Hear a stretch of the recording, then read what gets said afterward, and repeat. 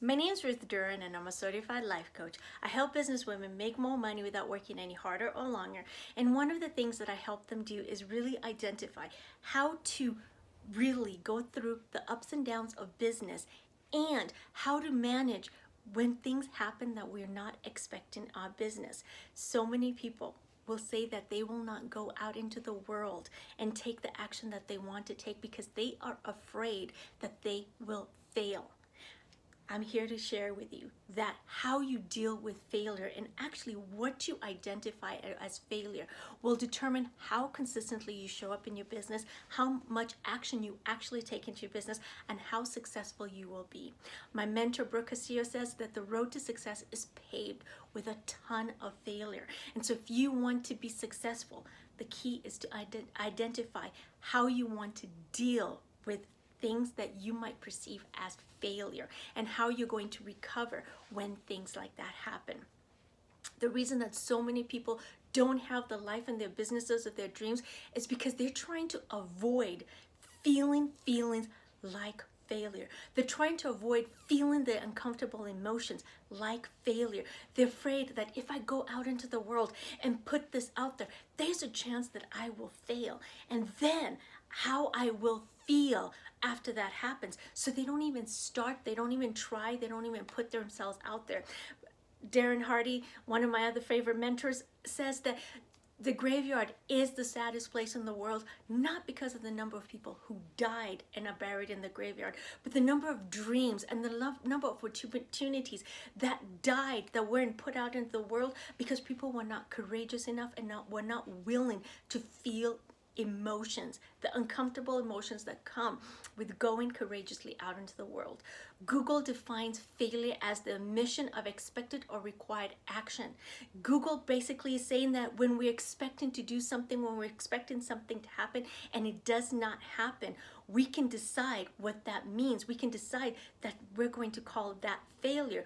But we can decide that not going out, not actually doing what we wanted to do, not actually putting our work out in the world is failure. Everything else is just feedback that we just missed a step. We did all these things. We didn't get the result that we wanted. We can look at it and say, okay, I omitted to do something. What is it that I omitted to do? And we can evaluate it, tweak and adjust it, and put it back out into the world.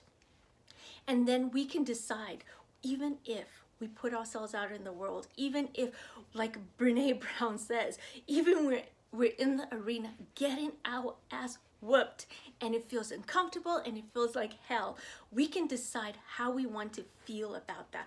We can decide how we want to deal with ourselves in advance before we actually go out there.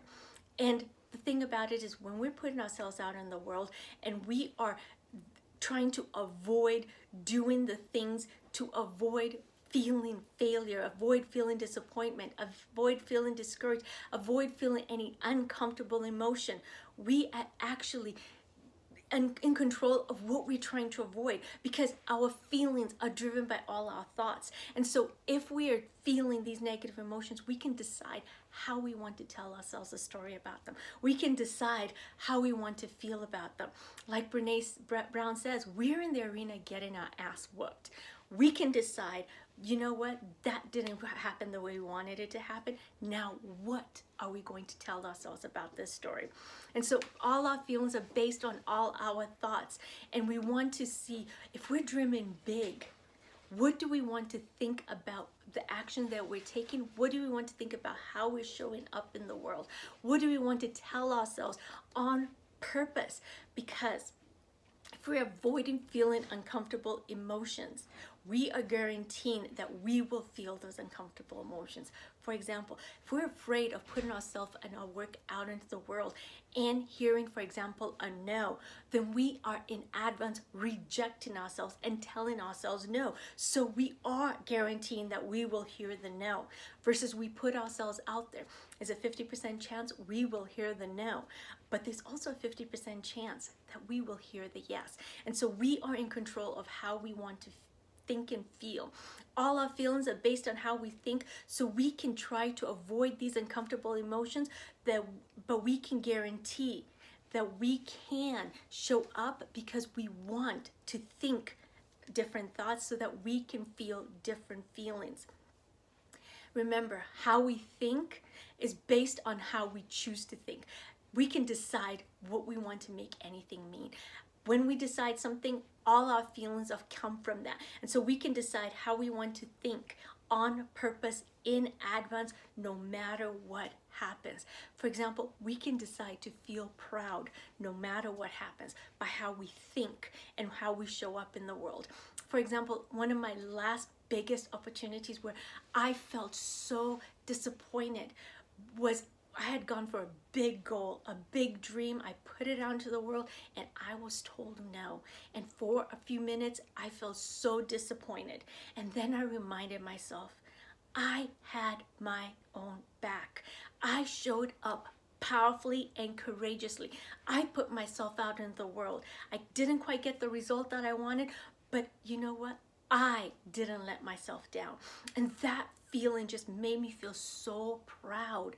Yes, I didn't get the outcome that I wanted, but I didn't let myself down. So if we want to decide how are we going to feel in advance, what do you want to make it mean that you are in business and you're going for your dreams? Perfectionism tells us that the road to success is a straight uphill battle. And so when we go through business and we experience it as a roller coaster, like my mentor Darren Hardy says, it's like we experience a roller coaster of business. He actually has a book called Business Entrepreneurship Roller Coaster. When we experience the roller coaster, we make it mean that something's gone wrong, that shouldn't be there, and then we feel more of the negative emotion. But what if we just acknowledge that business has its ups and its downs? What if we acknowledge that we're going to put ourselves out into the world and we're going to try something and might not get the result that we want? How many times are we willing to keep tweaking and adjusting it and putting it out in the world? And because if the worst thing that can happen is a feeling, and we are in control of how we're feeling by how we're thinking, we can decide on purpose in advance how we're going to feel no matter what happens. When we choose to believe that we will never use any kind of result against ourselves, we will be able to have our own back. That no matter what happens, we will be our biggest cheerleader. We will be our biggest hype person. We will have our own back, and we will be so proud that we showed up courageously and put ourselves out into the world.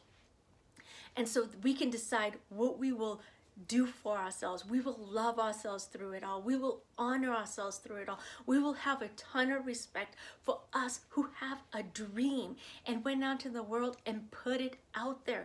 And then we get to decide, no matter what happens, can we still feel love, proud, and respect and honor ourselves because we are in the arena, like Brene Brown says, getting our ass whooped. And so for you, what do you want to think about? How, no matter what results you want, how do you want to feel on purpose in advance? We can decide in advance that we're going to feel a certain way regardless of the ups and the downs of business. We can decide we're going to honor ourselves, and we're going to acknowledge the courage that it takes to actually put ourselves out in the world and create the desires of our dreams, create what we wanted. And so if we can accept that we will want to quit, but we are not going to, if we can accept that we're going to, when things are hard, that we're going to want to do something different, and we don't, we will be honoring ourselves and meeting ourselves where we are, honoring our humanity. Because humans, we grew with the motivational triad. We try to avoid pain and discomfort and try to seek pleasure. But being in business, we can decide we're going to reprogram our primitive brain and face something different and honor ourselves. So another example I want to give is like a baby trying to walk. A baby's going to fall down multiple times, but when we tell the baby that they failed, then we're really robbing the baby of so much growth opportunity. And so you, like the baby in business, you're going to experience times where you're going to fall down. The most important growth opportunity comes back when you decide to get back up. You get to realize just how strong and powerful you are as you get back up. And then you also decide that you're going to think and tell yourself something very different, because confidence is created from knowing that the worst thing that you can experience is an emotion. And the other part, that knowing that you can manage your mind through the ups and downs of business. See, my friends, you are in the arena. You're getting your ass whooped. Now get back up. Show up courageously. So thank you so much for joining me. If you're ready to really take your business and the way you deal with failure to the next level, I can help you.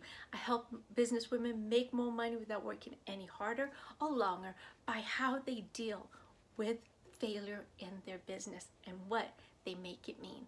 So thank you so much for joining me. I look forward to helping you on the next episode. Have a blessed day. Bye-bye.